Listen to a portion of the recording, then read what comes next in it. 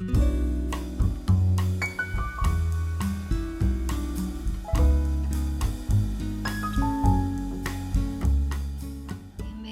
y bienvenidos al Centro de Estudios de Hermenéutica.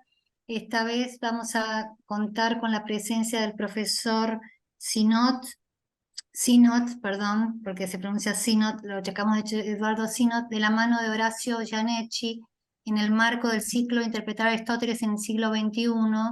Este sería el quinto encuentro. Queremos dar muchas gracias a Horacio y al profesor Sinot por esta presentación. No lo veo al profesor, ¿lo ven Sí, ustedes?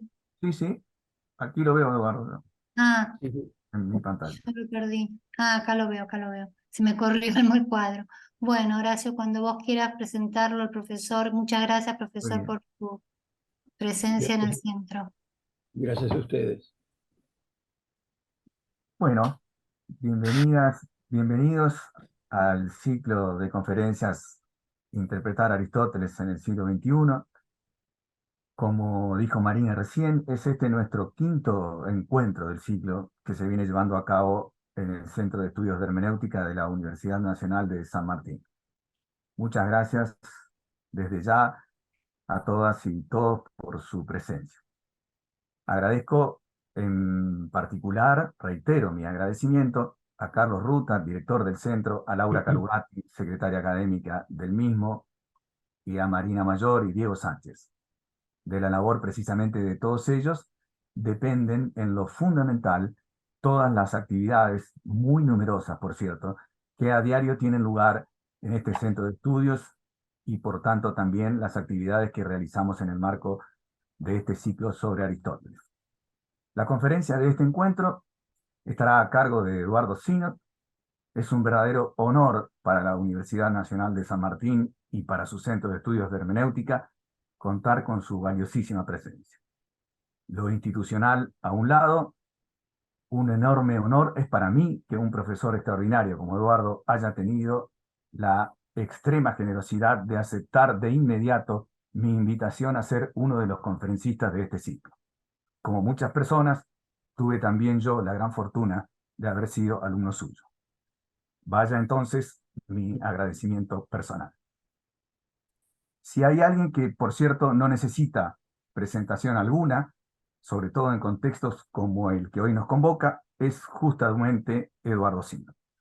Digamos solamente, porque lo único que queremos aquí y ahora es escuchar lo que él tenga para decirnos, que es profesor en lenguas y literaturas clásicas, profesor en filosofía, en ambos casos por la Universidad de Buenos Aires, doctor en filosofía por la Universidad de Münster, ha ejercido la docencia durante y nacionales, es profesor emérito de la Universidad del Salvador, es autor de unos 40 artículos de la especialidad y de la traducción y anotación de varios textos clásicos. Para ceñirnos únicamente a Aristóteles, son de su autoría, hasta ahora, las conocidas seguramente por la totalidad de quienes están presentes aquí, precisas y preciosas traducciones anotadas de la poética, de las categorías, de la ética nicomaquea, de la metafísica, este último trabajo monumental, recientemente publicado, y esperamos de varias obras más del estatista. El título de su conferencia de hoy, lo saben ya ustedes, pues están aquí precisamente para prestar oídos a la misma, es Notas acerca de la fantasía deliberativa. Me llamo, entonces, es lo mejor que puedo hacer, sin más, al silencio para que tenga lugar la palabra de Eduardo Sinot. Bueno, agradezco tu generosa presentación y bien, pasaré entonces a exponer lo que, según he anticipado, es parte de un trabajo aún en curso. De modo que toda observación crítica o comentario será bienvenido, ya que, con la excepción de unos pocos párrafos, lo demás no tiene aún un carácter definitivo, aunque sí lo bastante avanzado como para poder ser expuesto en forma inteligible. El tema es, por lo tanto, el de la fantasía deliberativa en Aristóteles, en particular en los lugares correspondientes del de ánima. Muy bien. La cuestión de la fantasía ingresa en el temario filosófico con Aristóteles. El sofista y otros lugares de la obra platónica son, por cierto, antecedentes de mucha importancia, pero parece legítimo decir que solo con Aristóteles la cuestión de la fantasía se consagra como cuestión filosófica y encuentra un lugar definido y definitivo en la articulación temática de la disciplina. El texto de Aristóteles más importante y más comúnmente aducido en relación con la fantasía es el de Ánima, donde se le dedican dos segmentos. En primer lugar, el capítulo tercero del libro tercero, donde se establece la especificidad de la fantasía por contraste con las demás capacidades psicológicas. Y además, y pese a que en las líneas finales de la cuestión de la fantasía ingresa en el temario filosófico con Aristóteles. El sofista y otros lugares de la obra platónica son, por cierto, antecedentes de importancia, pero parece legítimo decir que solo con Aristóteles la cuestión de la fantasía se consagra como cuestión filosófica y encuentra un lugar definido y definitivo en la articulación temática de la disciplina. El texto de Aristóteles más importante y más comúnmente aducido en relación con la fantasía es el de Ánima, donde se le dedican dos segmentos. En primer lugar, el capítulo tercero del libro tercero, donde se establece la especificidad de la fantasía por contraste con las demás capacidades psicológicas.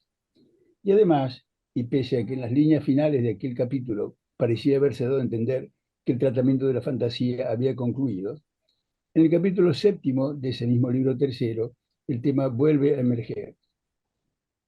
Allí, en ese capítulo séptimo y en los capítulos que le siguen, en el mismo libro tercero, el tema es tratado desde una perspectiva nueva y más compleja. En términos de esta segunda sección, es decir, libro tercero, capítulos séptimo a décimo, la fantasía de la que se ha tratado antes en el capítulo tercero de ese mismo libro es la fantasía aesthetique, es decir, la fantasía sensible o perceptiva. Y la que se pasa a considerar ahora en este otro segmento, es decir, libro tercero, capítulos séptimo a décimo, es definida como fantasía buleutique, es decir, fantasía deliberativa, o logistique, racional. En ambos lugares del de ánima, esto es, en el libro tercero, capítulo tercero, y el libro tercero, capítulos séptimo a décimo, se trata, por tanto, del mismo tema, es decir, como se ha dicho, de la fantasía, solo que atendiéndose a diferentes funciones de ella y consiguientemente emplazándose Aristóteles en cada caso en un punto de vista distinto. La relación entre ambos enfoques y entre ambas modalidades de la fantasía no parece tener la problematicidad señalada por algunos comentaristas que piensan que representan dos visiones diversas y aún inconciliables de la fantasía. La noción de una fantasía deliberativa conlleva, por otra parte, una cuestión particular de importancia, a saber, la de la relación entre la fantasía y el pensamiento en general, esto es, el pensamiento tanto en el orden práctico cuanto en el orden teórico. Por cierto, la relación entre la fantasía y el pensamiento se plantea en el de ánima a propósito de una y otra modalidad de la fantasía. Pero en el caso de la fantasía estética, la relación entre ambas capacidades es, por el enfoque que se hace de ellas, la de contraste. Mientras que en el caso de la fantasía buleutique, deliberativa, la relación entre ambas es una forma de colaboración.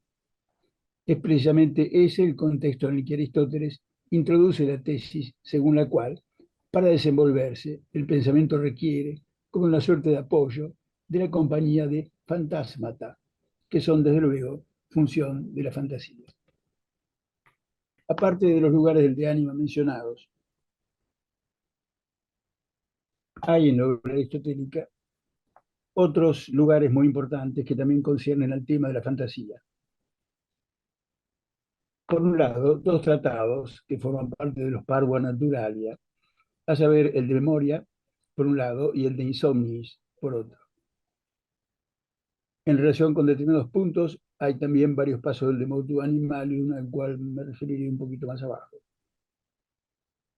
Los textos de los Parva Naturalia mencionados corresponden a lo que cabe definir como un enfoque explicativo que subyace al nivel fenoménico o fenomenológico en que se sitúan, en cambio, los análisis principalmente de sesgo dialéctico expuestos en el de ánima, de los que por eso aquellos otros textos son un complemento relevante e indispensable. Entendemos que la complejidad que el fenómeno de la fantasía exhibe en los análisis aristotélicos deriva de la pluralidad y la heterogeneidad de las manifestaciones que en ellos se toman en cuenta. Esa complejidad encubre u oscurece la unidad fundamental de la visión que creemos de ella tiene Aristóteles. Es posible comprobar esa unidad o hacerla visible observando la correspondencia de los aspectos fundamentales de ella con las tres dimensiones temporales. Quiero decir, atendiendo al lazo que se da entre los papeles centrales que Aristóteles le reconoce a la fantasía y las tres dimensiones temporales. Parece clara, en efecto, y aún explícita, por un lado, la relación con el presente del papel de la fantasía en ocasión del error, el cual se produce en la concomitancia de la fantasía con la percepción sensible, cuya dimensión temporal es justamente esa, la del presente. Por otro lado, es también claro que, dado que en la visión de Aristóteles la fantasía depende de sus precedentes perceptivos, la fantasía es un fenómeno secundario que deriva de la percepción sensible, que es el fenómeno primario. Ella resulta conllevar, por los efectos inerciales de aquellos contenidos, una remisión al pasado perceptivo o sensible, y por último, el papel de la fantasía en la deliberación, que es el papel de planificar la acción, que eventualmente se ha de llevar a cabo, tiene desde luego como esfera propia la del futuro. La imagen compleja y diversa de la fantasía parece derivar, pues, como he dicho, del lazo que la liga con la temporalidad, lo cual hace que la fantasía ostente la condición de fenómeno polifacético y múltiple y ofrezca perfiles menos definidos o menos netos que capacidades como la percepción y el pensamiento. A nuestro modo de ver, en la base de todo ello están pues las tres perspectivas temporales, las cuales convergen en la peculiar índole de una misma capacidad. Paso ahora entonces al tema específico. Para acercarse a la noción de fantasía deliberativa en la forma más bien compleja en que se la presenta en el de ánima, y establecer o reconstruir el que parece ser el núcleo de la explicación aristotélica acerca de ella, procede, creo, atender primero al fenómeno del movimiento local animal en general, humano y no humano. En ese fenómeno toman parte, por lo pronto, la fantasía, la percepción sensible y el deseo en todas sus variedades. El punto de partida del movimiento no es, entonces, dice Aristóteles, la capacidad intelectual de la que solo el hombre está provisto y que como tal no se refiere al orden de la acción. El movimiento de los animales provistos de órganos para desplazamiento, apunta a un fin, y hay fin si se da el deseo o la repulsión. El deseo supone, a su vez, la percepción, y como se ha dicho y se verá, la fantasía. El nivel elemental en que se dan el deseo y la repulsión es el de la percepción sensible. No hay to oresticón, dice Aristóteles, sin to feuticón, son como si viéramos dos caras de lo mismo. Y a la vez, esas dos caras lo son de to aestheticón. Esta es la forma típica, diría, de referirse a Aristóteles a lo que en un planteo que a él por lo común le resulta incómodo, se consideran partes del alma. Él propende, como es sabido, a presentarlas como caras de una misma cosa. La noción de parte le parece claramente inapropiada, sobre todo porque se trata en muchos casos de capacidades que no pertenecen a un nivel único, sino que se dan constantemente junto con otros niveles. Muy bien, entonces, el nivel elemental en que se dan el deseo y la repulsión es en definitiva el de la percepción sensible. Aunque no se trata de la sola percepción sensible o de la percepción sensible sin más, la cual consiste en el solo registro de las propiedades sensibles de las cosas. Y es comparable, por eso se dice, a la enunciación, fanai, de una palabra aislada, por ejemplo, blanco, es decir, resulta en definitiva equivalente al acto de proferir o de comprender el contenido de esa palabra.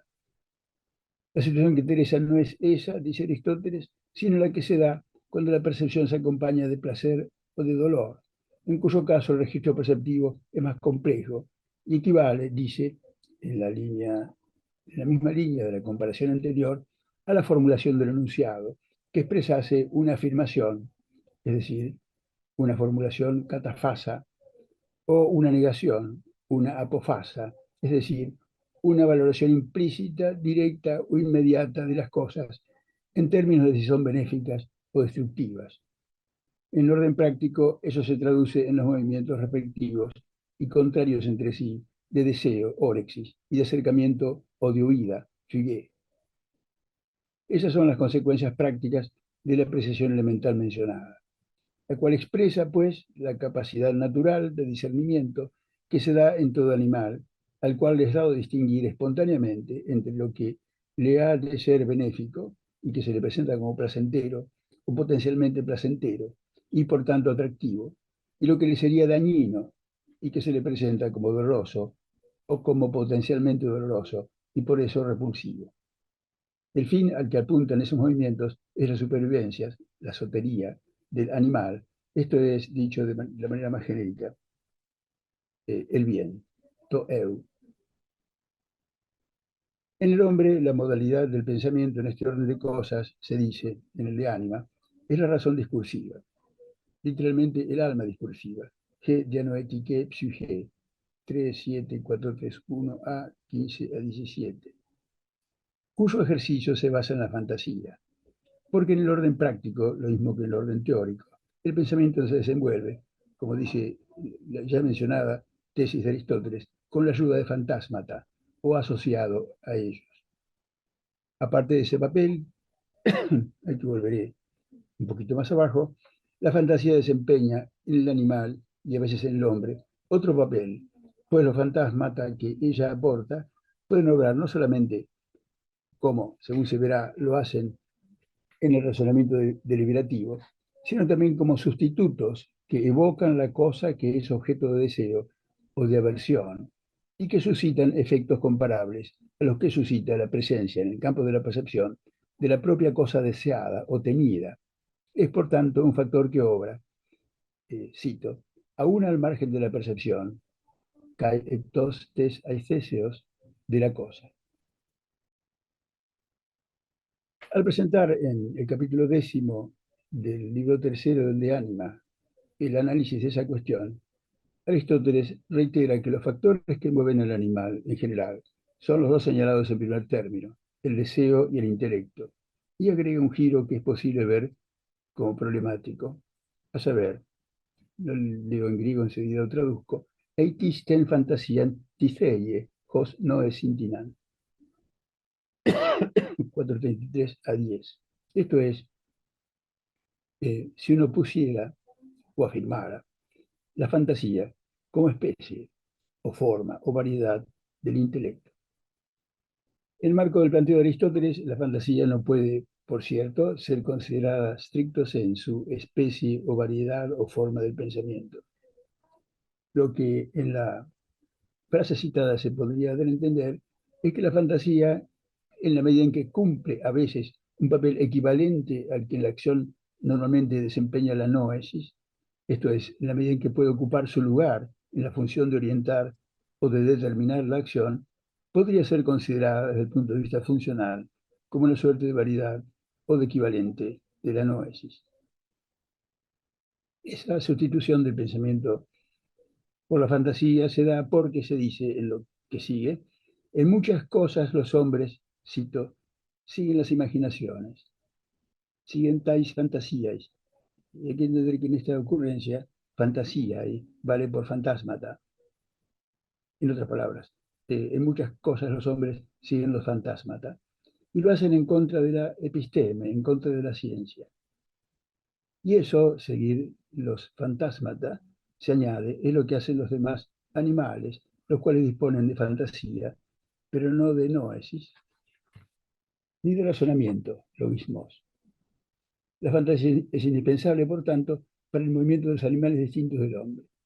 Por cierto, tampoco en ese caso es ella de por sí el punto de partida del movimiento, sino que lo es, como lo es siempre, el deseo, del que la fantasía es, según parece, más bien un factor concomitante, o precursor, o consecutivo.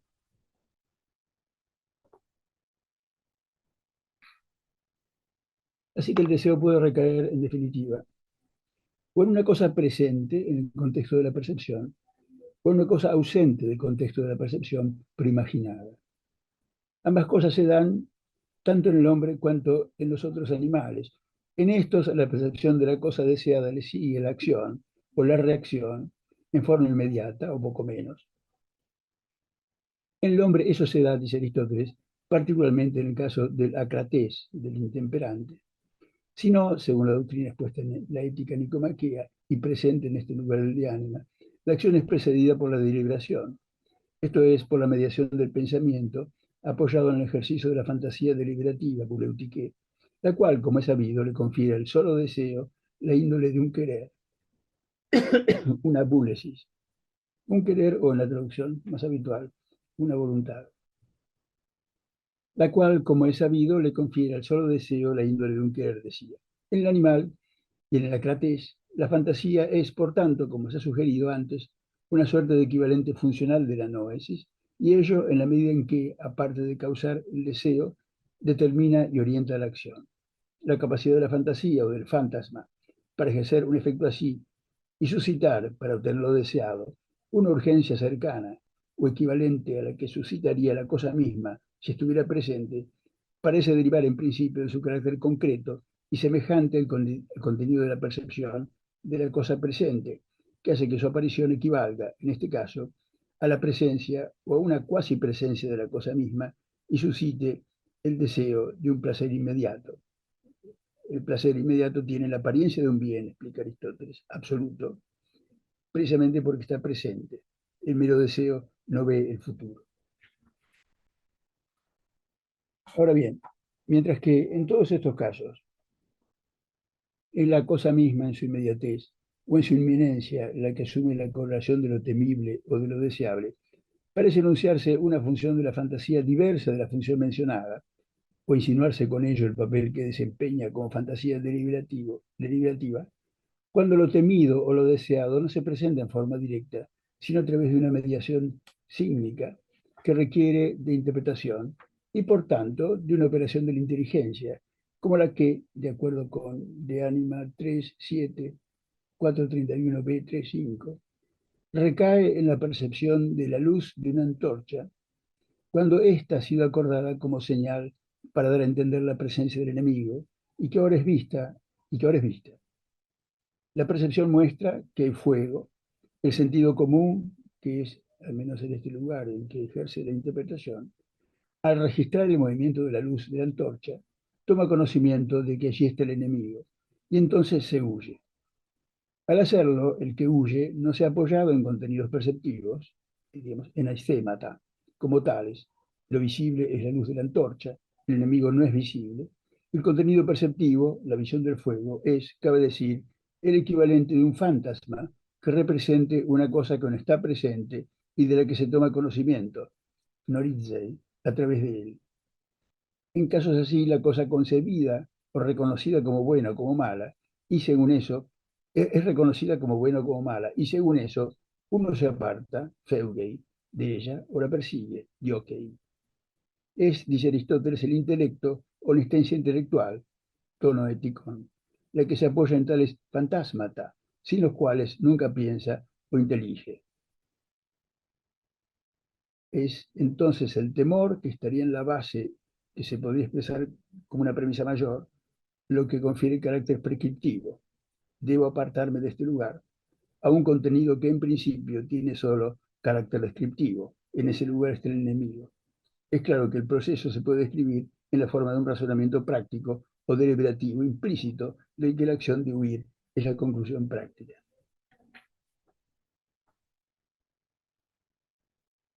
Llego, por consiguiente, aquí específicamente a la cuestión de la fantasía deliberativa. En la obra de Aristóteles se han reconocido dos modalidades de la deliberación, a saber, una consistente en un razonamiento regresivo que parte de un fin productivo o práctico y determina la condición inmediata y la secuencia de condiciones mediatas indispensables para alcanzar ese fin, hasta llegarse, si la hay, a una condición que la gente puede realizar o cumplir inmediatamente. A partir de allí se inicia en sentido inverso al de la deliberación, la ejecución productiva o práctica de los pasos que en ella, en la deliberación, se han determinado hasta que se alcanza el fin productivo o práctico que la gente se había propuesto. La otra modalidad de la deliberación es la del llamado silogismo práctico, cuya estructura consiste, desde el punto de vista formal, en una premisa universal, es una premisa particular, o una secuencia de premisas particulares, y una conclusión que no consiste, como en el caso del silogismo teórico o demostrativo, en un enunciado, sino en un acto o en una acción, o en un encadenamiento de actos o de acciones. Las dos variedades de la deliberación son afines y se diferencian solo por su estructura, de manera que se pueden combinar entre sí. En ambas variedades, por otra parte, las cosas no son consideradas en sí mismas o de por sí, como es el caso del silogismo teórico, sino en relación con fines. Esto ya estaba insinuado con claridad en los lugares del de ánima que he considerado antes. Allí se ha señalado que hay un nous practicos, es decir, un intelecto práctico, y que ese intelecto práctico es ho genecatu logizómenos, es decir, el que razona con vistas a un fin, que es aplicable a las dos variedades del razonamiento que he comentado hace un momento.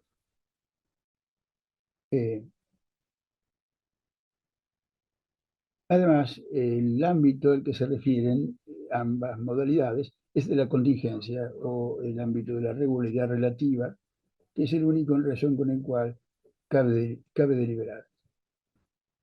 De forma explícita representan posibilidades propiamente humanas.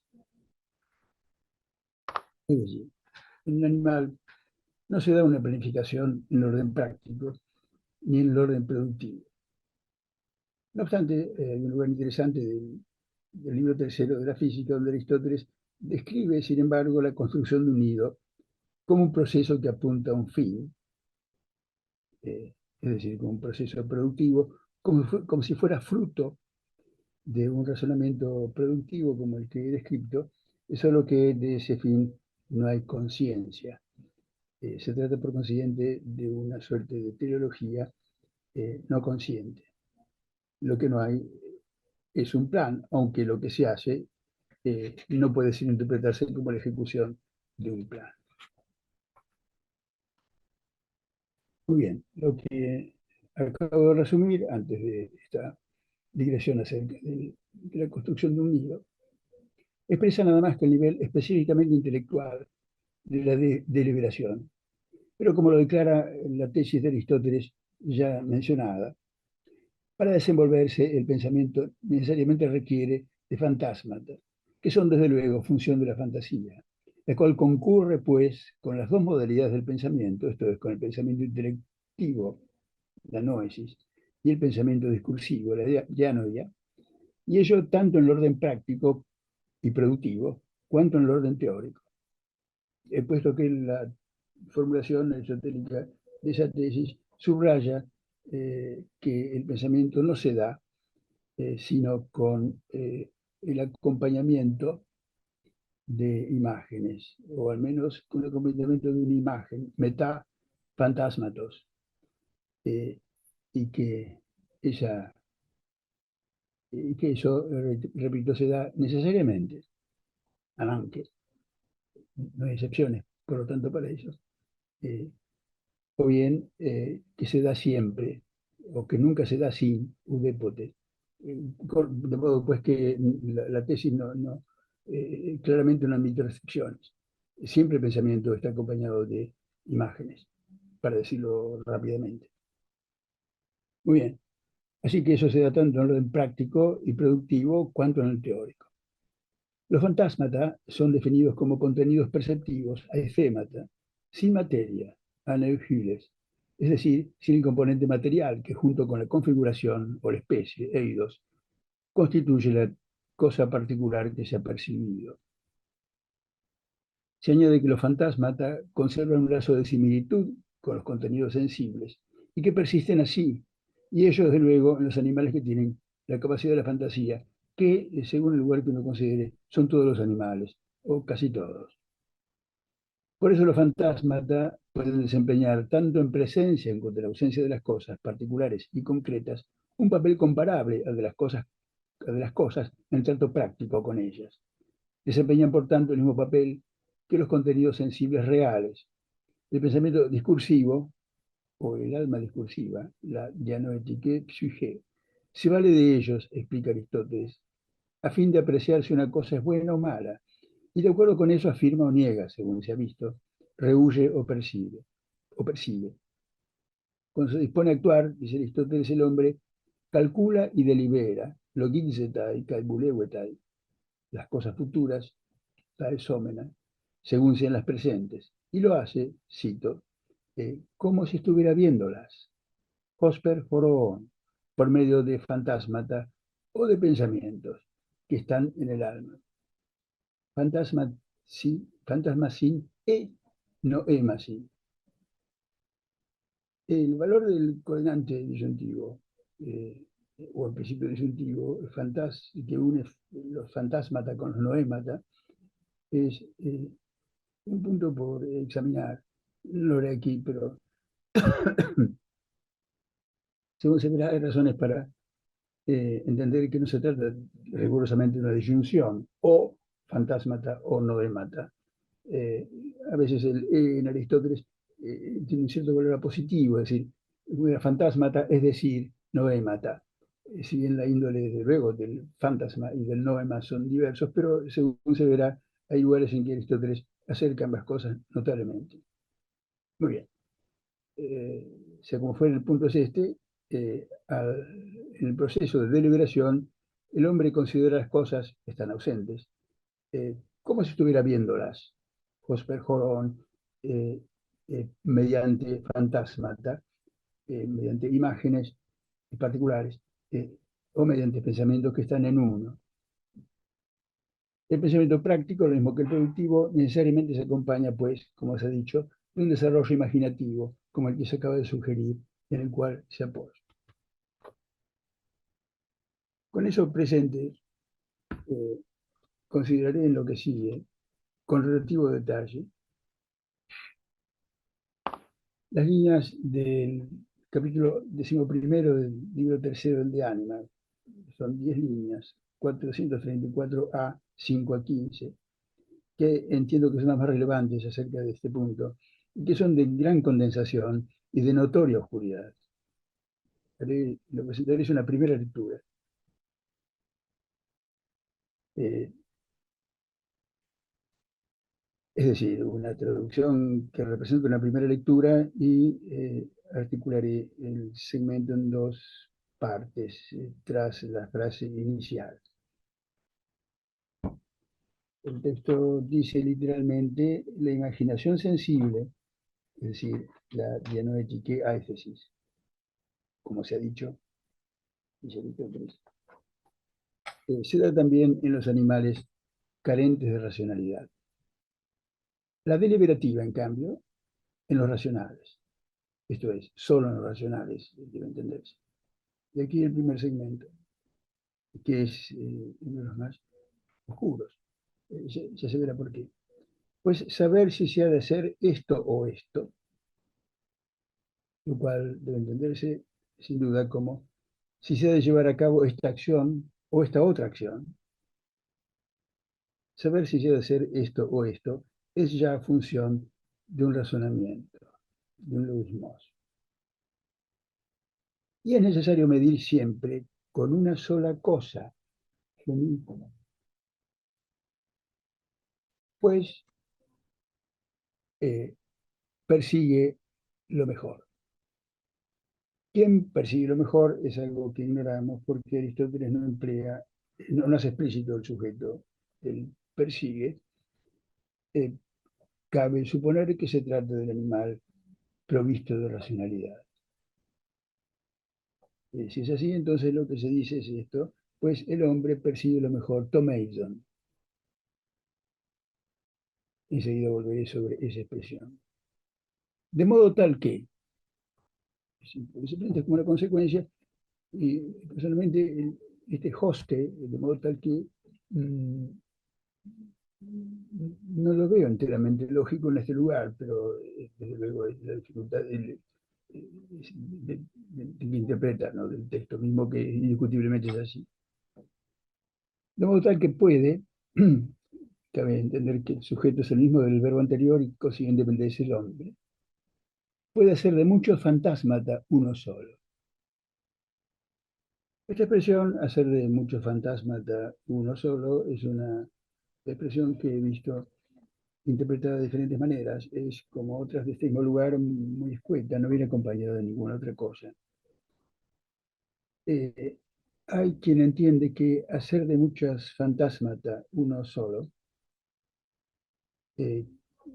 hace referencia a un proceso de abstracción. Desde luego hay una cierta base en otros lugares de Aristóteles para suponer eso, pero no se vería que cómo insertar eso allí. Otra forma de ver, a ver, de un autor alemán, Cotzilius, que es muy interesante, sugiere que en realidad se trata del hecho de captar relaciones.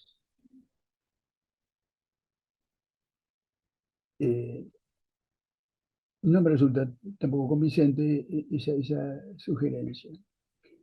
En mi opinión y en la de otros, eso de hacer de varios fantasmata uno solo pareciera hacer referencia al propio proceso de deliberación, que, como se ha visto ya, consiste en establecer los pasos eh, que hay que dar para alcanzar un fin. Y luego esos pasos están, como se ha visto, concatenados y forman una secuencia unitaria. Eh, Esos contenidos son fantasmata o noemata. Son dos caras pareciera ser de lo mismo, en tanto, en la medida en que, como hemos visto, el pensamiento deliberativo lo que hace es pensar apoyándose en imágenes. Bien, hacer una secuencia de imágenes una sola es algo indispensable para actuar.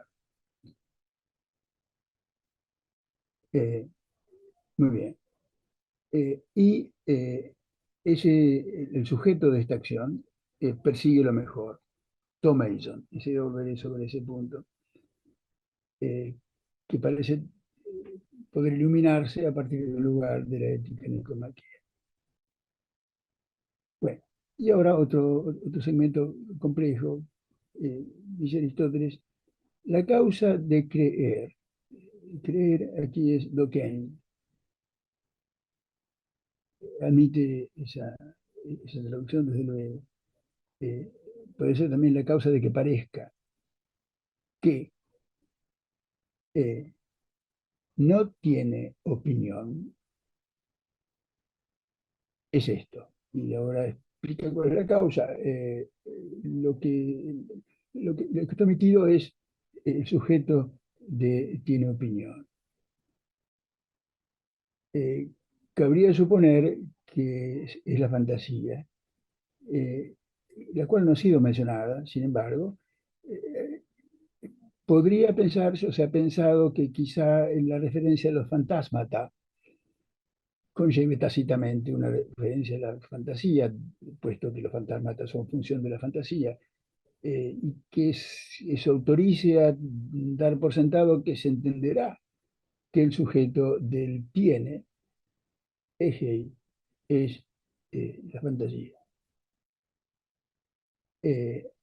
Hay quien ha interpretado, como es implícita la cosa, hay lugar para muchas interpretaciones, a condición de que sean coherentes con el resto, que el sujeto implícito es el animal no racional. Que me parece la posibilidad menos aceptable. Y una tercera posibilidad es la que se encuentra sugerida en varios autores, Eh, por lo pronto, en el traductor, me permite hacer una consideración crítica respecto de esta traducción. El traductor Calvo Martínez, que es el autor de la traducción publicada en Gredos, colección que tiene traducciones en general. Allí, sin avisarnos, Calvo Martínez introduce una expresión, la razón por la cual, la razón está, por la cual afirmábamos, lo cual no tiene ningún relato en el texto. Y aprovecha para introducir una nota con la cual remite a un punto al cual es lógico remitir, pero establecer un lazo con ese lugar precedente en el texto es, digamos, reposer del intérprete. Aristóteles no sugiere eso, o quizá de por sentado que uno se da cuenta, me parece que no, pero agregar el por lo cual afirmábamos, como si lo dijera Aristóteles, eh, me parece objetable. Bien. El lugar al cual remite aquí Calvo Martínez y al cual remite con mucha mayor prudencia y razonabilidad Boeri en su traducción, es aquel lugar en el cual Aristóteles rechaza, argumenta en contra de la tesis platónica según la cual la imaginación es una mezcla de percepción y opinión. ¿Sí? Podría ser eso, ya que lo que se señala conlleva las dos nociones. En opinión de Aristóteles, el parecer de Aristóteles es que la, la imaginación y la opinión son cosas distintas. Justamente la crítica que formula contra Platón es esa, que no pueden recaer en lo mismo. Pareciera que él se remite a esa opinión propia, sostenida por Aristóteles, de que la opinión, la fantasía no tiene opinión. Y aquí especificaría que no tiene opinión que procede del razonamiento deliberativo, pero que sí se da lo inverso, es decir, que la opinión que procede del razonamiento deliberativo contiene la fantasía. En todos los casos contiene es eje. Puede ser contiene, tiene, podría verse como un conlleva o supone. Es bien, Aristóteles empleado ese término más genérico y en buena medida la dificultad, pienso yo, creo que es esa. Muy bien, sobre esto vuelvo también enseguida. Y después continúa el texto. Por eso el deseo no tiene capacidad deliberativa. Capacidad deliberativa traduce todo buleuticón. Las expresiones con las cuales Aristóteles hace referencia a niveles o caras de la psique. Aquí, sin duda, se trata del nivel que corresponde al ejercicio del razonamiento derivativo que antes mencionábamos. Bien, el deseo no cuenta con eso. Es claro, el deseo deliberado es otra cosa, ya es la búlesis. Sino que, y ahora enumera tres posibilidades que también tienen sus ausencia de sujetos que deben ser repuestos. Y eso siempre conlleva la posibilidad de equivocarse de nuevo. Sino que a veces el deseo vence y mueve a la búlesis. Y a veces aquella pareciera ser la búlesis al deseo, como una esfera a otra esfera. Esto de la esfera pareciera remitir a la imagen que Aristóteles tiene en mente cuando piensa en este proceso. Eh, Esto es como si cada uno de estos factores, deseo, voluntad, fuesen esferas que pueden chocar entre sí. Y una, con más fuerza, puede, digamos, prevalecer sobre la otra. Pareciera ser esa la imagen implícita.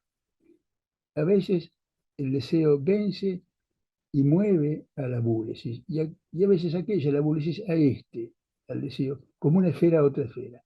Como una esfera, dice, a otra esfera ha sido repuesta hace mucho tiempo, creo que en el siglo XIX, y aceptada por todos. Esa es una posibilidad.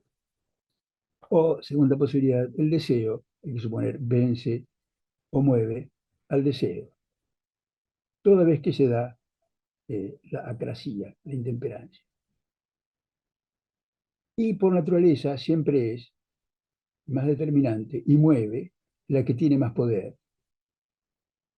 Así que son tres desplazamientos los que pueden ser puestos en movimiento.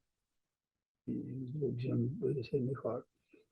Esas son las tres cosas que pueden darse, que corresponden, según se verá, en uno, como dice expresamente el es la acrasia, el otro la temperancia, y el otro a la sabiduría práctica completa, ¿sí? Donde no se trata de que uno rechace el deseo, sino de que sencillamente uno quiere y el deseo no tiene ninguna manifestación en el sentido contrario. Y ahora agrega esto, la instancia científica, sobre todo esto volveré enseguida, si me tienen paciencia, nada pone en movimiento, sino que permanece inmóvil. Pero como está, por un lado, la hypolepsis y el enunciado universal, y por otro, la hypolepsis y el enunciado de lo particular, con lo cual esto te remite a la premisa mayor y la premisa menor del razonamiento práctico, pues uno dice que se debe realizar una acción de cierta cualidad, y que esto que se da ahora es una acción tal, y yo, uno, es decir, un hombre tal, entonces esta opinión pone en movimiento, no la universal. Y agrega, o las dos, solo que la una permanece más en reposo y la otra no. Aristóteles muchas veces cierra una argumentación con una disyuntiva, y según se ha dicho muchas veces, cuando presenta esa disyuntiva, la respuesta propia es la segunda. Aquí no hace explícito, no responde en forma expresa a ese punto. Vuelvo sobre este texto, entonces, hasta donde me parece por ahora posible penetrar en él. Muy bien, en estas líneas, Aristóteles recuerda en primer término, como se ha visto, que la fantasía estética no se da solo en los hombres, sino también en los animales carentes de razón. En los que la poseen, esa forma de la fantasía desempeña, como ya hemos visto, un papel análogo o equivalente al que en el hombre desempeña la razón. En la ética nicomaquea se ha señalado, en ese sentido, que los animales distintos del hombre no disponen de hypolepsis alguna, y no parten de ninguna hypolepsis, sino solo de fantasmata y de recuerdos, nemai, que conservan de las cosas particulares. La fantasía políptica, en cambio, se da, como se dice ahora en el texto del Diánima, solo en los animales que son capaces de razonar, en tois logicois. Esto es en los seres humanos. Y ello porque establecer si se da a realizar esta acción o esta otra acción, se afirma, es sin duda del pensamiento discursivo, deliberativo, y es necesario medir, como acabamos de ver, para lo cual es menester valerse de una unidad, de medida o de un criterio. Y eso porque en el caso del animal racional, se ha dicho, se busca lo mejor, Thomason. Que sea aquí Thomason es algo que Aristóteles no aclara. Pero cabe entender quizá que hay que disponer de una unidad de medida o de un criterio para comparar y apreciar dos cosas. las cuales, como parece darse a entender más abajo, son dos cursos de acción alternativos. Y esa apreciación debe ser hecha por referencia a una tercera cosa que sirva, como se acaba de decir, de criterio para establecer cuál de aquellas dos cosas es preferible. No se dice expresamente qué es lo que se mide con ese criterio de apreciación. Pareciera tratarse del grado de eficacia o de sencillez del medio, o bien aún del grado de bondad ética del medio, o de alguna de estas cosas, según el caso. El papel de la unidad en cuestión parece ser ese. La índole precisa de la unidad misma queda, como acabamos de decir, en la penumbra. Aristóteles añade de modo parco e enigmático y con el carácter de una consecuencia, que para eso hay que hacer de muchos fantasmas uno solo. Ya he comentado que el sentido de este enunciado no es inmediatamente claro.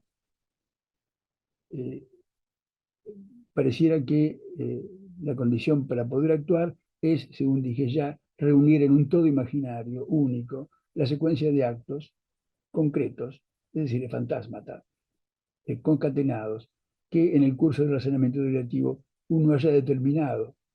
Al cabo de eso, uno se le representa como una secuencia de condiciones indispensables y aptas para alcanzar el fin. En ese caso, lo mejor podría ser visto como lo más sencillo o lo más eficaz, aunque también hay que hacer lugar para lo más bueno.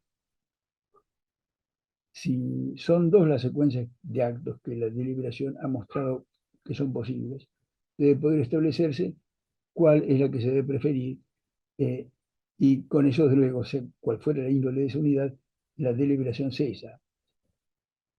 En la medida en que ello ha dependido de la deliberación, ha dependido de la fantasía deliberativa. Ese sería, por lo tanto, en este punto, el papel o los papeles de la fantasía, en definitiva. Por un lado, articular, y por otro, permitir apreciar o comparar los cursos de acción posibles a fin de establecer cuál es preferible.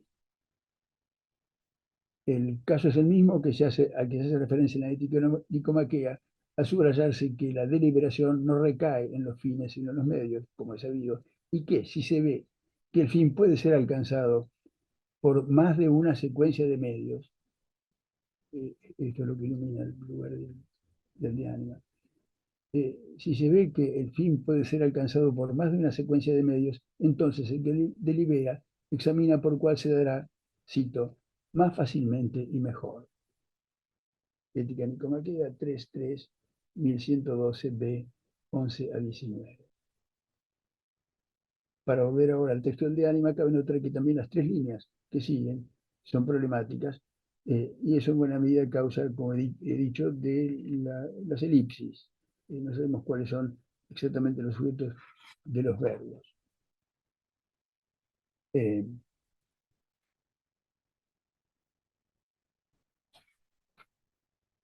Se señala, pareciera que a propósito, como vimos, del animal no racional o del hombre, o aún a propósito de la fantasía en la visión platónica, como he comentado, a la que implícitamente se remitiría, que la causa de que no parezca ella tener o contener o encerrar una opinión es esta, que no tiene, no contiene o no encierra, se dice, la doxa que procede del silogismo, es decir, el razonamiento deliberativo. Pero esta, la doxa que precede del razonamiento deliberativo, supone o contiene aquella.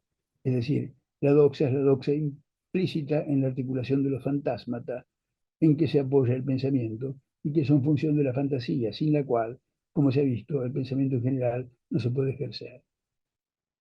Por eso se agrega la sola órexis, es decir, el deseo como tal, por sí solo, el cual debe de corresponder a la epitimía, no dispone de la capacidad de deliberar, según se ha visto, sino que, y ahora se dan las tres posibilidades que he mencionado y que ahora ordeno. Algunas veces la órexis vence y mueve la búlesis, y otras veces es la búlesis la que vence y mueve la órexis. O, segunda posibilidad, es una órexis la que vence y mueve a otra órexis, como es el caso cuando se da la crasía. Y tercera posibilidad, la que mueve es la instancia que por naturaleza tiene más poder, argicotera. Los movimientos posibles son, por lo tanto, tres. El que imprime la búlesis, que hace a un lado la órexis, eso es la temperancia.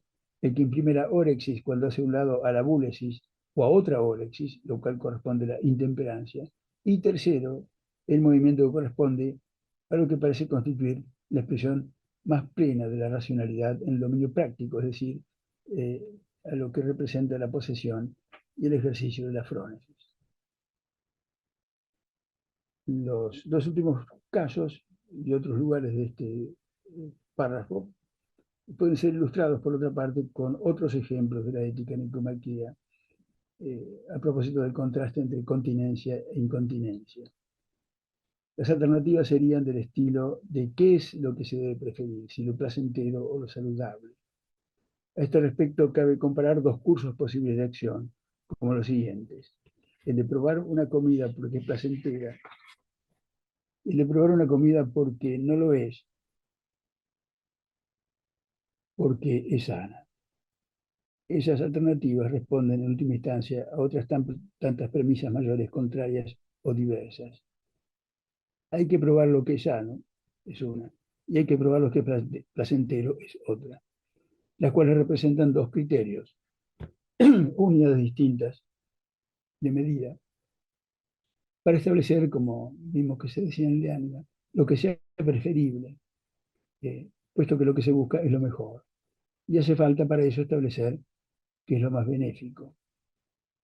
Las dos disposiciones tienen fundamentos en una doxa, como se puede entrever en el texto del de ánima, en cada caso distinta, pues como se dice en la ética, también la intemperancia lleva a actuar según una razón, tipo logu, es como si dijera presidida por una razón. Esto es, parte de una doxa, aunque contraria a la razón correcta, que acaso es la que se dice arriba en el de ánima, que procede del razonamiento. Es decir, una intemperanza tiene una razón. Muy bien.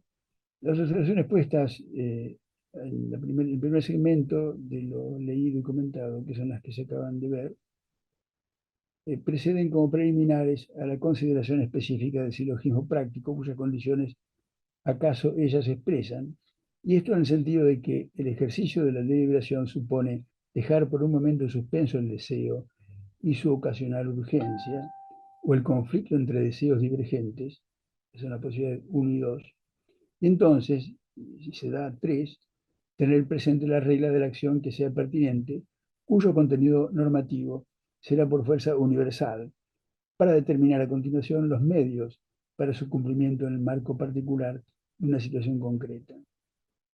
Como se está en el dominio práctico, la forma de racionalidad correspondiente no es la de la razón teórica o científica, que como se recuerda aquí, no es punto de partida o forma alguna de movimiento, sino que, se dice, como vimos, permanece en reposo, y no se refiere nada más que a contenidos invariables y necesarios. La forma de racionalidad pertinente es, antes bien, la de la razón práctica, que se refiere a contenidos variables, como lo son todos los del ámbito de lo particular, y contingente, que es el ámbito propio de la acción. Es claro que el enunciado universal y el enunciado particular, que expresan las doxae, a que se hace referencia en las líneas siguientes, corresponden a las premisas del silogismo práctico, a la manera en que se lo describe en la ética nicomaquea. Cito la versión de la ética nicomaquea. El alimento seco es conveniente para todo hombre. Premisa mayor. Yo soy hombre y esto es un alimento seco. Premisa menor o premisas menores. Esto es un alimento seco es dado a la percepción sensible. A esas premisas le siguen en el hombre prudente, como se ha visto, una conclusión práctica consistente en una acción, a saber, la de probar el elemento seco. La alternativa sugeriría que la premisa mayor, que se diría no parece ser abiertamente prescriptiva, lo es en última instancia, y ello o bien en forma implícita o bien como condición para la que las premisas que siguen adquieran valor prescriptivo, O bien, desde luego, la índole prescriptiva procede de otro lugar, posiblemente la posición del arete, la hexis, digamos, que consiste en la posición del arete. Para volver ahora al texto del de Ánima, cabe decir que se tiene, por un lado, lo que en la teoría del silogismo es una premisa mayor, un enunciado universal que se admite como verdadero y declara que se debe realizar una acción determinada, y a continuación una premisa mayor, esto es un enunciado particular que declara que esta es una situación de especie y que uno es un ser de una especie tal que debe llevarla a cabo.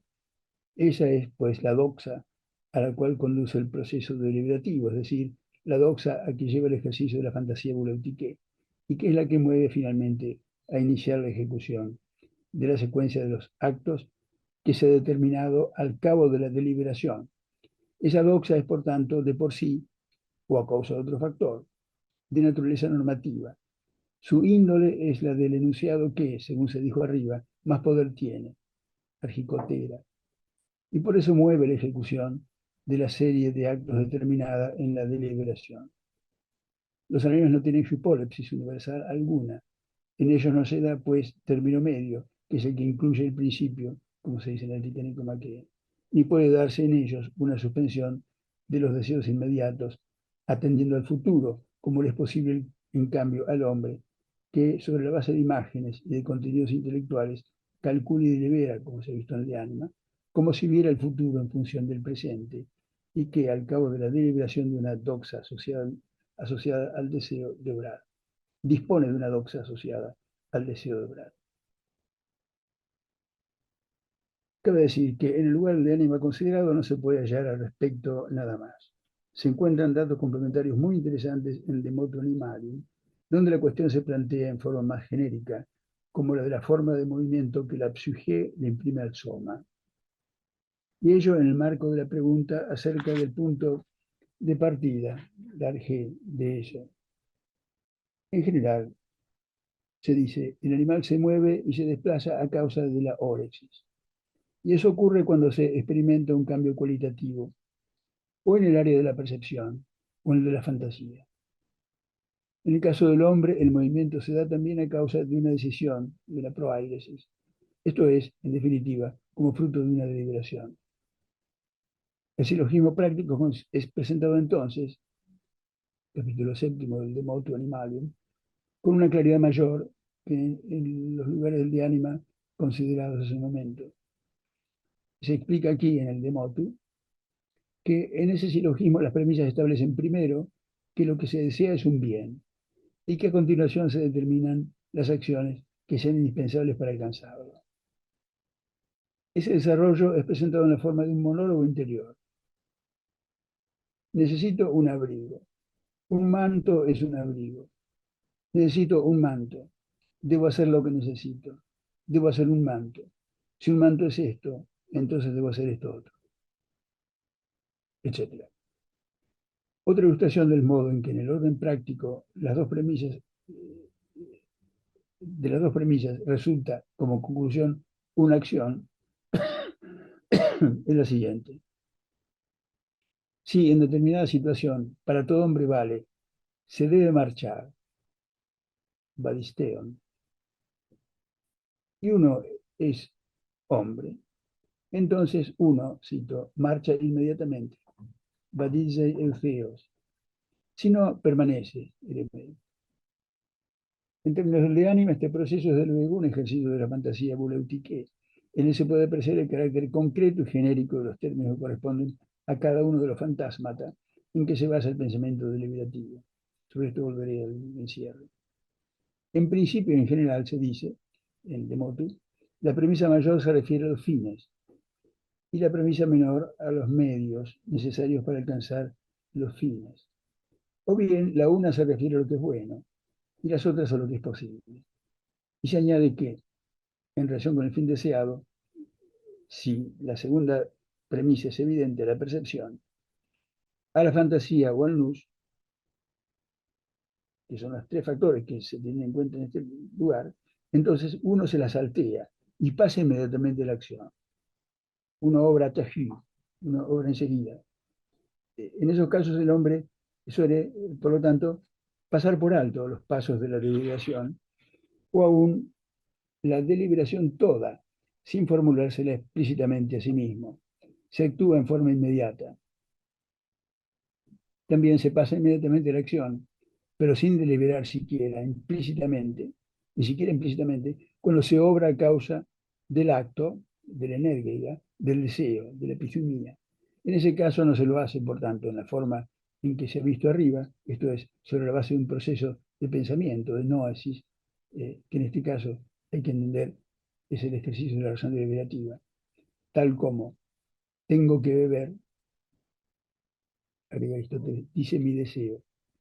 Esto es bebible, potón, dice la percepción, o dice la fantasía, o el intelecto, el nous. E inmediatamente uno bebe, el fus pinei.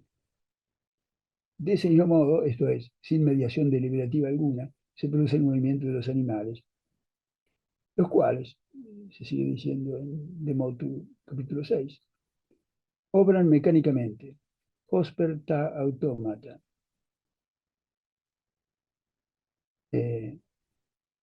Después vuelvo eventualmente a esta expresión. Obran mecánicamente. Sus partes pasan a estar dispuestas de determinada forma a causa de las afecciones. A su vez, esas afecciones son determinadas por sus deseos y sus deseos por la fantasía, que en ellos deriva de la percepción sensible, explica Aristóteles. En el animal no hay, por lo tanto, monólogo interior, ni equivalente alguno de él. A causa del movimiento es el deseo, la órexis, y el deseo es causado a su vez, se dice, una vez más, o por la percepción o por la fantasía. Así que en contraste con el ser humano, que como se ha visto arriba, calcula y delibera, el animal al ser empujado por el deseo, epifemia, y la atracción consiguiente de las cosas sensibles, si bajo el impulso del deseo tiene que moverse y nada lo impide, se mueve sin más. Es un fenómeno comparable, en todo caso, al de las acciones humanas que derivan de la incontinencia, de la acrasia. Muy bien, para concluir voy a formular, resumir una hipótesis enlazada con esto, o bien tanto con el pensamiento discursivo en general, que sea práctico o deliberativo,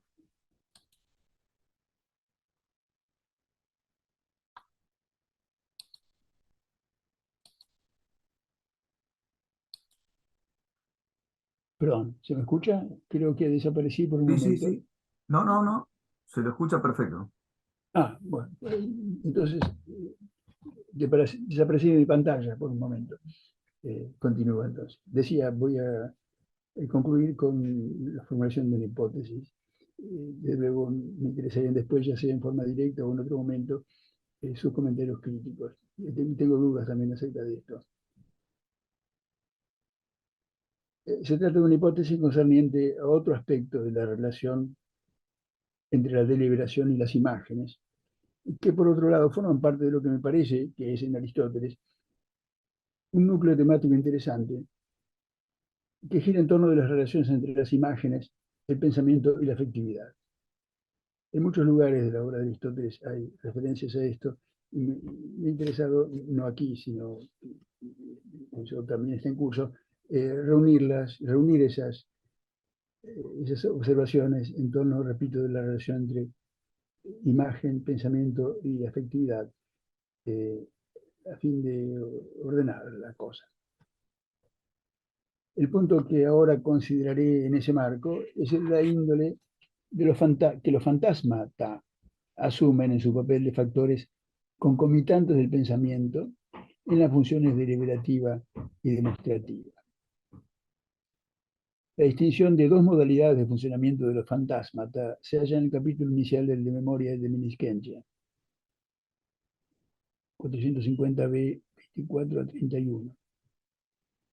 Y resulta del contraste que Aristóteles establece entre las maneras en que se puede tomar la imagen de un dibujo presentado en un cuadro.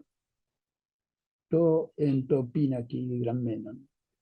A saber, se puede ver el dibujo o como zoon o como figura, es decir, explica Aristóteles, como un contenido de por sí, que no remite a nada que no esté fuera o más allá de él, o bien se lo puede ver como eikon, como imagen de otra cosa a la que remite.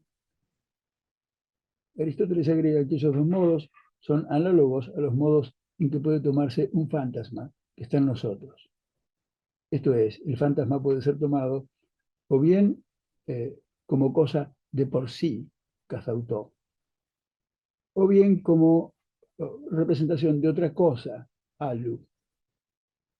Pues bien, como en el primer caso la consideración recae en la figura misma, y esta no funciona, por tanto, como vehículo de remisión alguno a una cosa distinta, como es en cambio el segundo caso, y cabe caracterizar esa primera forma de consideración de un dibujo como intransitiva, y la segunda como transitiva. Desde luego, una figura no es de por sí ni lo uno ni lo otro. La condición de intransitiva o transitiva deriva de las dos maneras recíprocamente excluyentes en que es posible considerarlas. Reitero, o como contenido ella misma, o como vehículo de un contenido. Aristóteles agrega la precisión de que en el primer caso la figura es vista, cito, como un teorema o aún como un noema. Ahí termina la cita. Esto es, como contenido intelectual, en el segundo caso. La expresión es llamativa, o al menos me ha parecido llamativa, y es probable que, por las razones que se verán un poquito más abajo, se la deba tomar bien como una metonimia o como una sinécdoque, no literalmente. Por otra parte, cabe poner en relación este contraste, figuras intransitivas, figuras transitivas, con el contraste que se da en el léxico aristotélico entre los verbos que expresan la acción de ver. Esto es el verbo jorán, jorao, que es ver en el espacio real una cosa concreta que está presente en la percepción y por lo tanto en el tiempo. Y en contraste con el verbo jorao, el verbo theorein, theoreo, theoro, que es ver en el espacio ficticio de una representación pictórica, o en el espacio virtual de la fantasía, o en el espacio teórico de las ciencias. Ver, pues, en cualquiera de esos espacios, cosas que no están presentes como cosas concretas, ni podrían estarlo, sino que son en todo caso atemporales, o si cabe decirlo así, son neutras o neutrales en cuanto a la presencia o la ausencia. Pues bien, la hipótesis es esta. Me parece clara la correspondencia entre las figuras intransitivas, el ver teórico, por un lado, y las figuras transitivas y el ver real, por otra, y de otro punto de vista, además, es decir, en segundo lugar, la correspondencia entre las figuras intransitivas y el ver teórico con el pensamiento demostrativo, por un lado, y entre las figuras transitivas y el ver real con el pensamiento deliberativo. Esto es, dicho de otro modo, hay una correspondencia entre los modos de considerar los fantasmata, esto es, intransitivamente como teoremata, o transitivamente como icones, por un lado, y los dominios del pensamiento discursivo, esto es, la deliberación y demostración, respectivamente, por otro. Esa correspondencia especifica la tesis aristotélica general, según la cual el pensamiento no se puede desenvolver si no se apoya o no se acompaña de fantasmata. La forma de considerarlos conlleva, como se ha mostrado, implicancias concernientes a la presencia o la ausencia y la temporalidad o la intemporalidad de los contenidos. Dicho de otra manera, el pensamiento demostrativo se apoya en fantasmata intransitivos o teoremata, quasi noemata, y la consideración intransitiva, de cuyo contenido neutraliza o pone entre paréntesis la remisión de la cosa a alguna cosa con la cual la figura deja de evocar, con lo cual la figura deja de evocar cosas reales pasadas. Esto es, como dice Aristóteles, en el mismo lugar del de memoria. No opera como recuerdo, con mnemoneuma, de nada. Tal es, en efecto, para Aristóteles, la índole de contenidos tales como triángulos, y lo demás con que trabaja una ciencia como la geometría. El pensamiento derivativo se apoya en cambio en fantasmata transitivos, esto es, en fantasmata que no son vistos como cosas de por sí, cazauto, sino que representan, sino como representantes transitivos, algo de otra cosa, a la que conllevan una remisión, como cosa que es vista como realidad pasada o como realidad posible, con lo que no se anula, como en el caso anterior, la temporalidad. Así pues, la diferencia sugerida de sesgo semiótico entre los fantasmata permite precisar las implicancias concretas y temporales del pensamiento derivativo y las implicancias abstractas y atemporales del pensamiento demostrativo.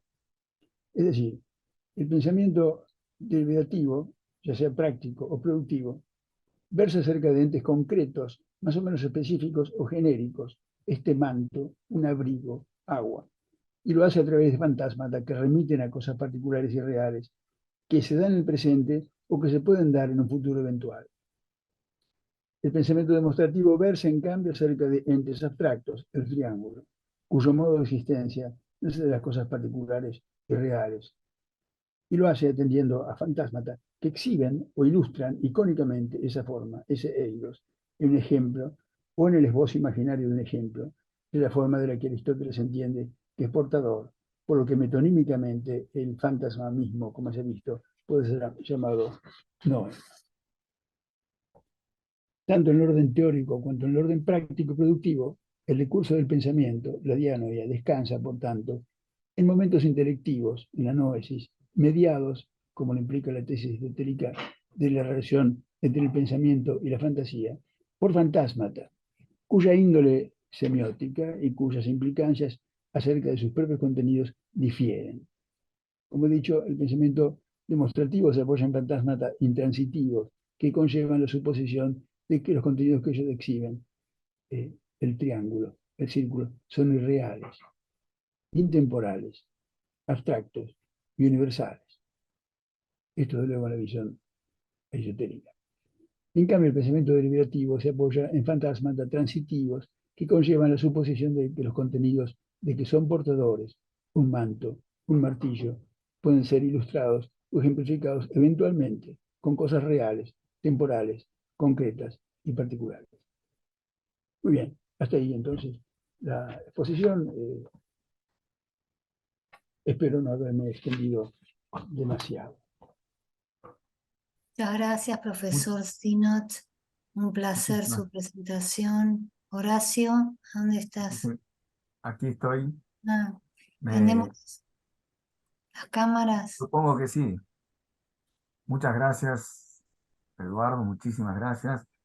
No hubo ningún inconveniente con la extensión para quienes estamos muy interesados en tu exposición. A partir de ahora, sí quedan abiertas las posibilidades de efectuar preguntas. Quien quiera hacerlo, directamente se anuncia y efectúa la pregunta en cuestión.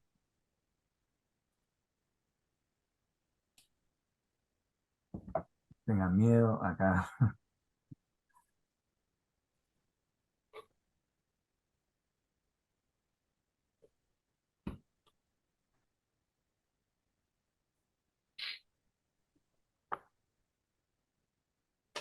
Pueden, sin levantar la mano directamente, efectuar una pregunta a quien quiera hacerlo, ¿no? Perdón, no escuché lo que dijiste. Sino que quien quiera preguntar que puede hacerlo sin demasiado anuncio.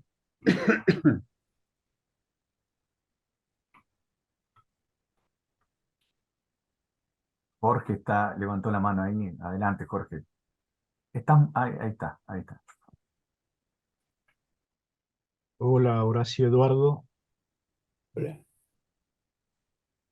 Agradezco muchísimo la exposición tan detallada. Realmente yo no me dedico especialmente al estudio de Aristóteles, pero bueno, se me plantea una pregunta. En algún momento mencionaste que la fantasía deliberativa también incorporaba la temporalidad y en esta última distinción que hacías entre lo lo teórico intransitivo y lo práctico transitivo, me lleva a preguntarte en qué sentido, o si de algún modo incorpora la fantasía deliberativa el carácter cairológico que implica la frónesis. Es decir, si la incluye y de qué manera.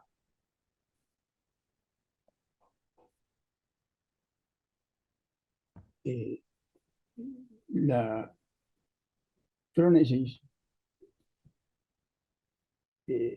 digamos, supone desde luego la capacidad deliberativa, puesto que es caracterizada por Aristóteles como la capacidad de reconocer los fines buenos y los medios buenos. Y en esto último, desde luego, se implica la deliberación. En contraste con lo que sería la simple astucia, que busca fines útiles y medios eficaces. Los medios del prudente también son eficaces, pero digamos, antes no son meramente eficaces, sino que son además medios buenos. Por cierto, la secuencia de pasos por dar puede establecerse acabadamente e iniciarse la acción, y puede ocurrir que la situación concreta en la cual se esté no permita ver en qué forma llevar a cabo lo que el hombre podría llevar a cabo. Y quiero decir, excluyendo lo que Aristóteles coloca fuera de toda deliberación, que son los imposibles, o lo que está enteramente fuera de nuestra capacidad o nuestro poder. Él dice, por ejemplo, no podríamos cambiar la constitución de los escitas, de un pueblo muy lejano, digamos. No podemos ejercer ninguna influencia, desde luego no cabe deliberar acerca de eso. De modo que en muchos casos la deliberación puede darse en circunstancias tales en que se compruebe que no es posible iniciar la acción. O por lo menos la acción que apunte al fin que la prudencia señale. Eso es lo que diría a ese respecto. Entendiendo desde luego por frónesis la sabiduría práctica, es decir, tomando la palabra con el sentido que Aristóteles la emplea. Decime, Jorge, si tu pregunta apuntaba a eso. Sí, sí, muchas gracias, Eduardo. Sí, sí, gracias.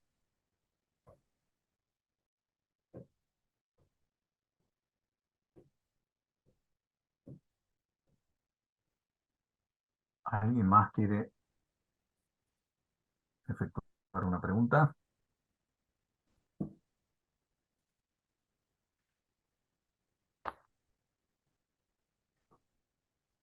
Y por ahora nadie pregunta. Yo tendría cierto interés, Eduardo, en eso que anunciaste como un proyecto,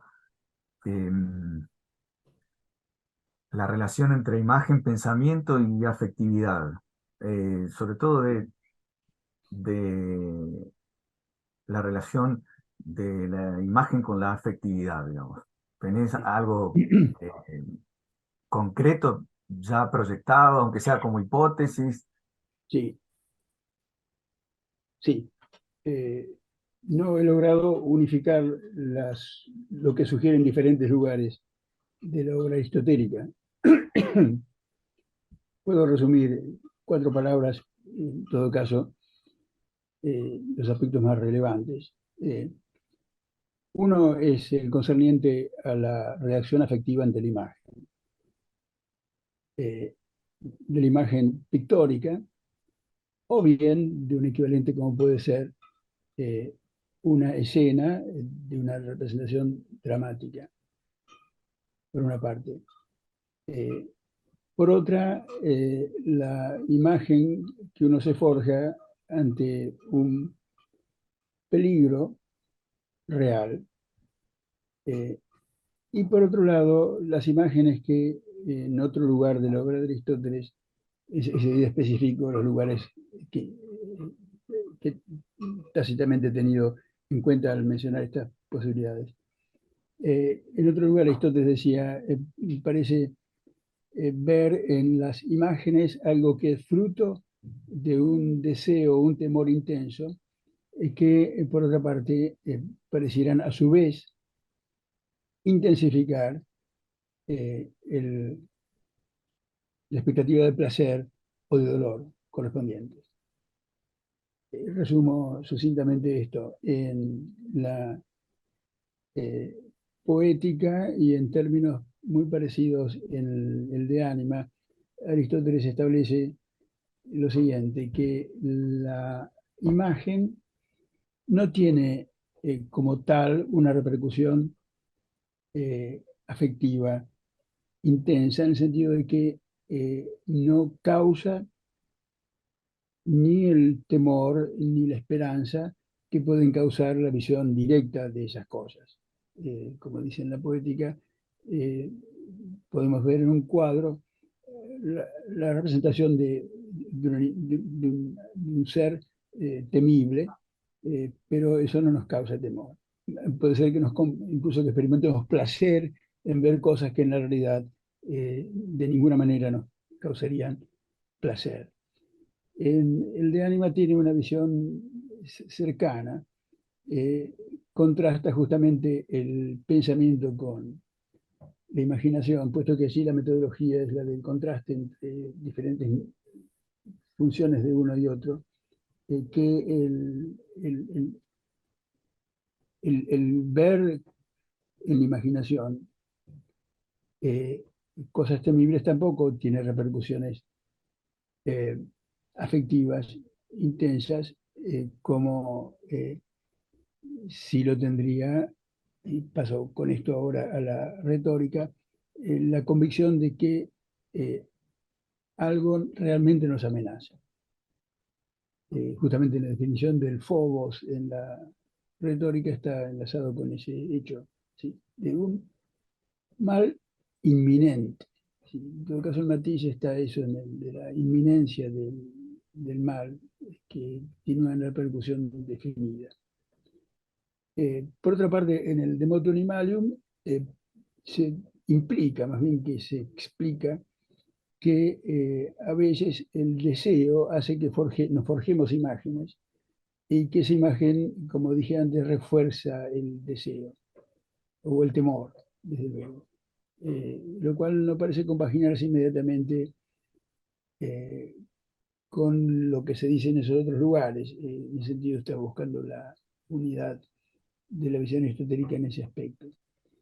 Por otra parte, en otro lugar de la retórica hace una observación incidental, según la cual la imaginación, mejor dicho, el contenido imaginado, el fantasma,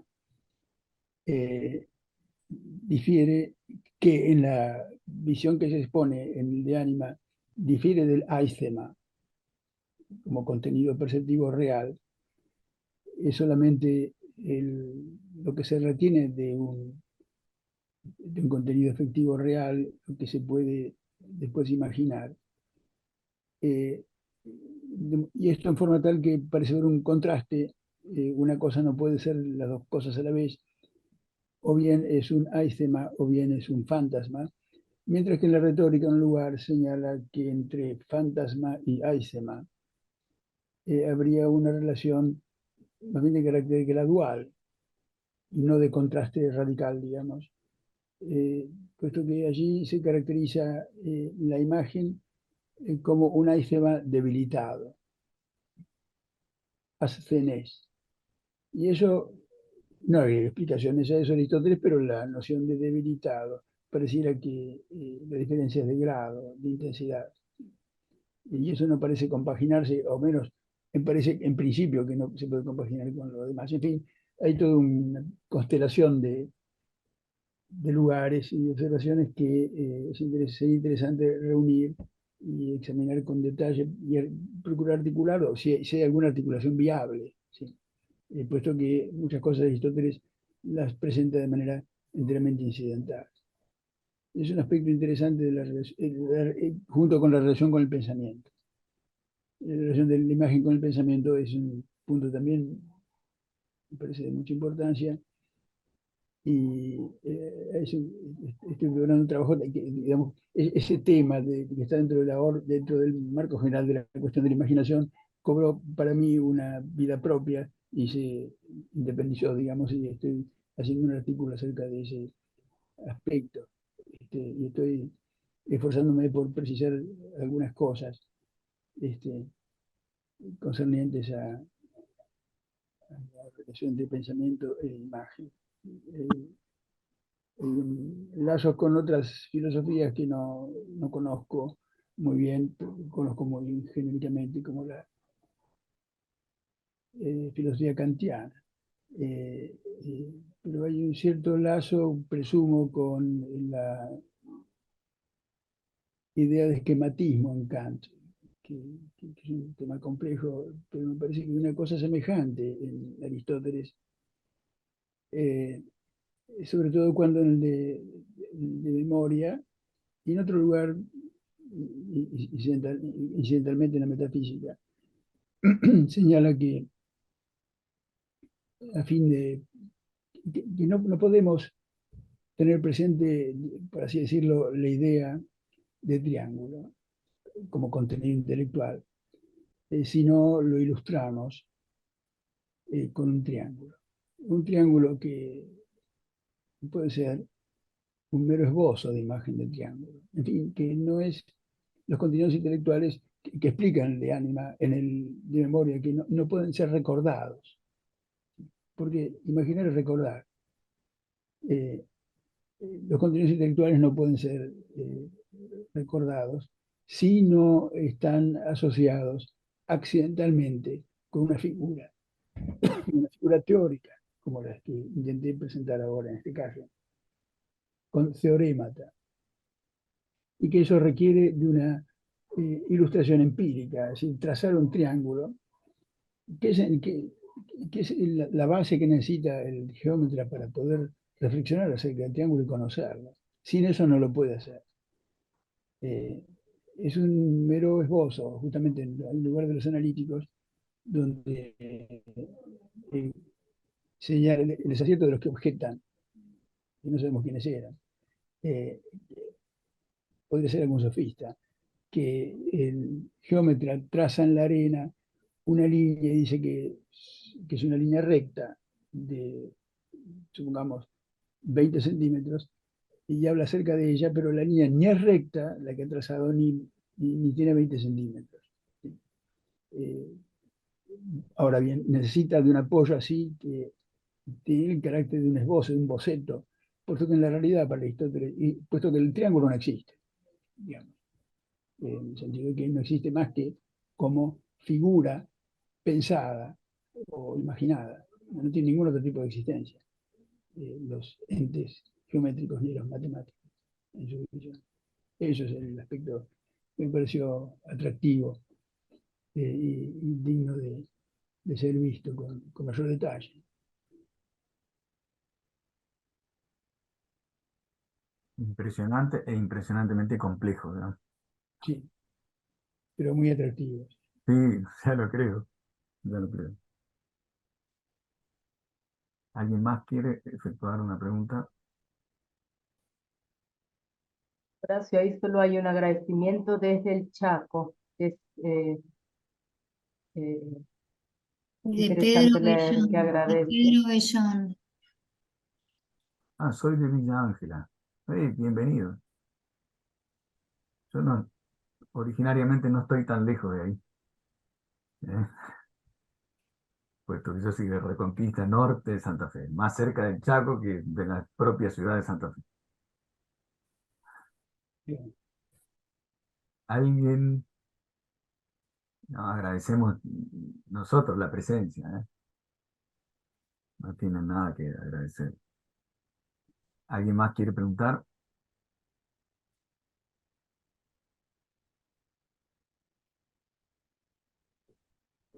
Si no, yo tengo una otra pregunta, Eduardo, pero Sí. ya es una pregunta que excede cualquier imaginación incluso. Mi pregunta pasa por, bueno, lo que normalmente se traduce en Aristóteles por esencia, ¿no? El toti en einai. Ese, ese pasado, digamos, del el en, digamos, el qué era ser, literalmente traducido. Sí. ¿Tiene alguna cosa que ver con toda esta complejidad, digamos, de la relación entre el pensamiento, la imaginación y la temporalidad incluida necesariamente, digamos, en esa relación? ¿O, o no tiene nada que ver, digamos? ¿O hay alguna manera de trazar alguna posibilidad de relacionar, de efectuar alguna relación? ¿O es por eso te digo que es más una imaginación que otra cosa? Eh, Pareciera ser una fórmula estereotipada, eh, cuya explicación, según se admite, aunque no todos lo admiten, es esta. En un momento determinado se estableció qué era ser para una cosa, para expresarlo en los términos literales de la fórmula. Y después, en un momento posterior de la explicación, se lo recuerda. El momento originario se habrá dicho, para el hombre ser es esto, es decir, esti. En el momento posterior, cuando se evoca el momento de la explicación en que se lo estableció, se le evoca como un hecho pasado. Así que se diría, eh, para el hombre ser era, es decir, es según hemos establecido ayer, eh, ser tal cosa. Pareciera ser eso. Hay otras explicaciones que resultan más eh, complejas, o mejor dicho, inciertas, como la de suponer que la esencia, que hay una precedencia de la esencia respecto de la existencia, y que él era una precedencia teórica, y que él era expresa en términos temporales esa precedencia, lo cual a mí personalmente no me resulta muy convincente, ni he visto que se redujera a algún lugar donde eso pudiera cimentarse, directa o indirectamente. Hay otro autor que eh,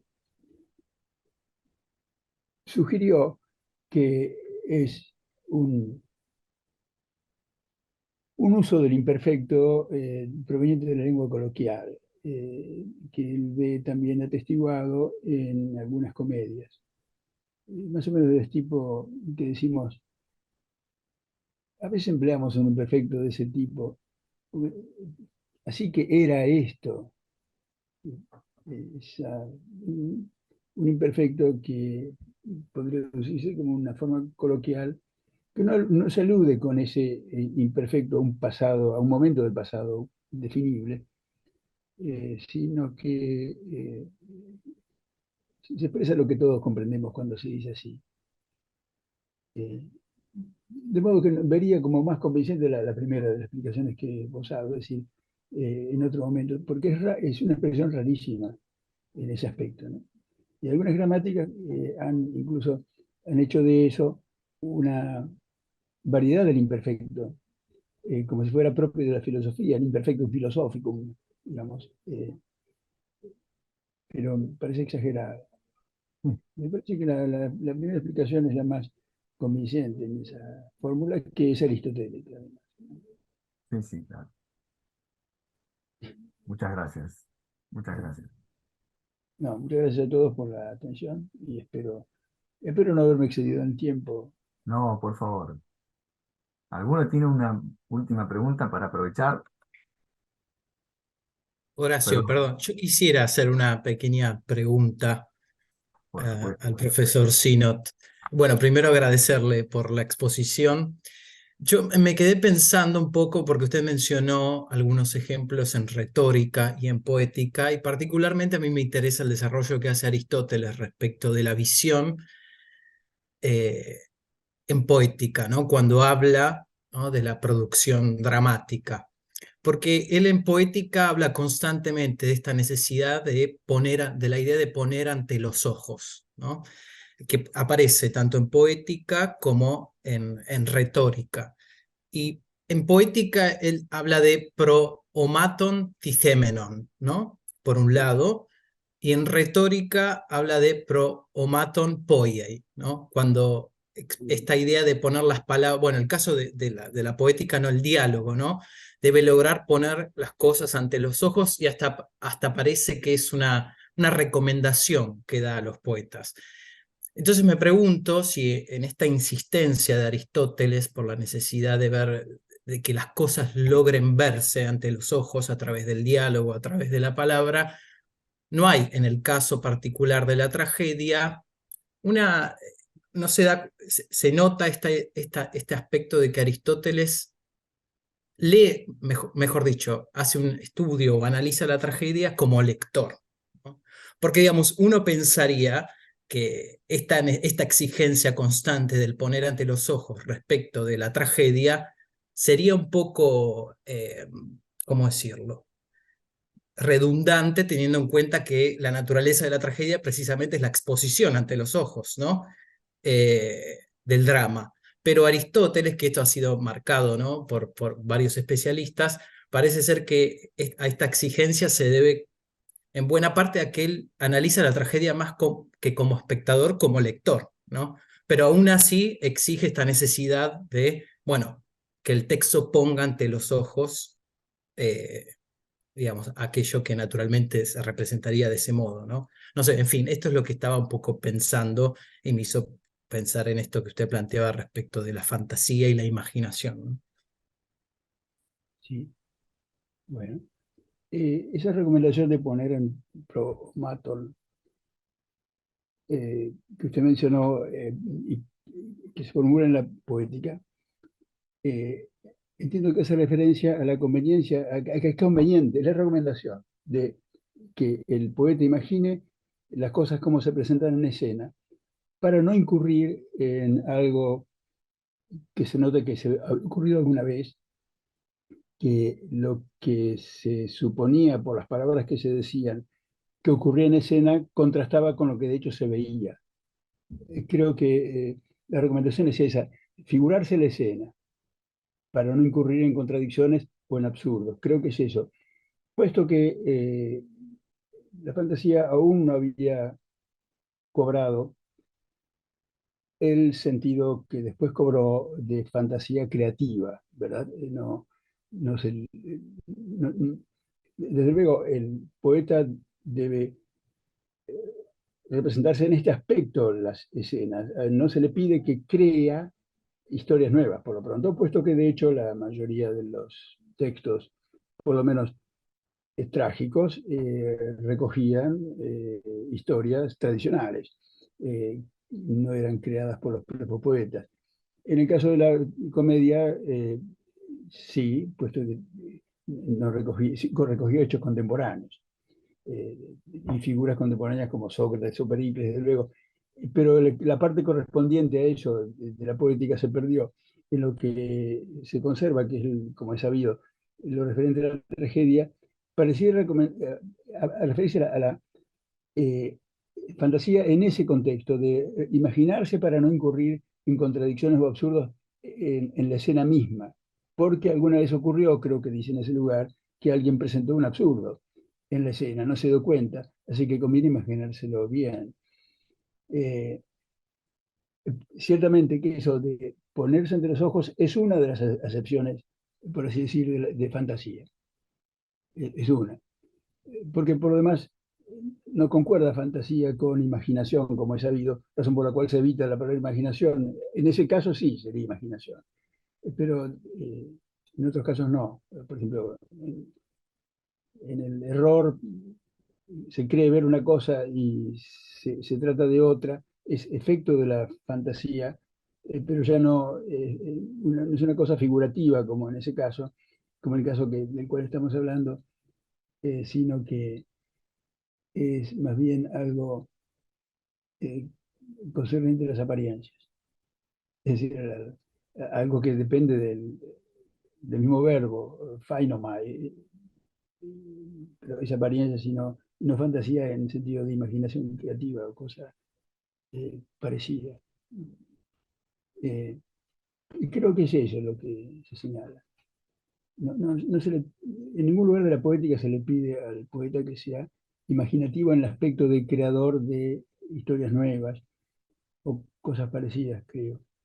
Eso, las historias estaban ya establecidas, por lo menos en líneas generales, de modo tal que ahí no cabía añadir nada nuevo. Me parece que es eso lo que se dice. En la retórica sí se recomienda que se presenten las cosas de modo tal que tengan vividez, eso de ya, porque de esa manera hay una repercusión afectiva en el que escucha y ahí se trata de influir en el que escucha. De modo que diría que sí, en ese aspecto, la eficacia del orador depende en buena medida de presentar las cosas como si estuvieran ocurriendo. A través de las palabras, el gesto, el tono, en fin, con todos los valores, con todo aquello que la oratoria puede valerse, que son los que acabo de mencionar. Y creo que es eso lo que se señala, la vividez, la intensidad, a fin de impresionar, y de modo tal que esa impresión incline al auditorio en un sentido o en otro, en aquel al cual, en el sentido en que quiere influir en él el orador. Gracias. Si alguien más quería efectuar una pregunta o una observación, lo que fuera, si no lo dejamos en libertad A descansar, a profesor. Eduardo, que nos ha dado muchísimo de su tiempo. No, por favor. Un agradecimiento, doctor Sino, y Horacio, a vos también, como ya No, yo, pusimos ahí en el chat. Eh, y realmente todo este material que nos estás brindando, Horacio, a través de este ciclo, vamos a estar muy contentas y contentos de poder luego compilarlo en un libro para que quede de acceso a todos los que se dedican tan profundamente a estos temas. no, gracias. Gracias a ustedes del centro y por supuesto a los conferencistas y hoy a Eduardo, que ha dado una clase magistral, absolutamente interesante, de un tema absolutamente complejo en Aristóteles, ¿no? Y del que todos esperamos algún trabajo escrito y, por supuesto, bueno, el que corresponda para este ciclo, naturalmente. ¿Nadie más quiere efectuar una pregunta? Le damos las gracias, si no, podemos abrir los micrófonos, si quieren, cada uno, y le damos Gracias. la despedida que corresponde con un aplauso, por supuesto. Muchas gracias, Eduardo. Gracias, Muchas profesor. gracias. Muchas Gracias. gracias, profesor. Gracias a todos. Gracias, Horacio. Gracias. Buen fin de Gracias, semana. muchísimas Adiós. gracias. Saludos para todos. Chau, chau, Horacio. Saludos. Gracias. Chau, chau. Chao a todos. Muchas gracias. Excelente. Chao. Muchísimas gracias.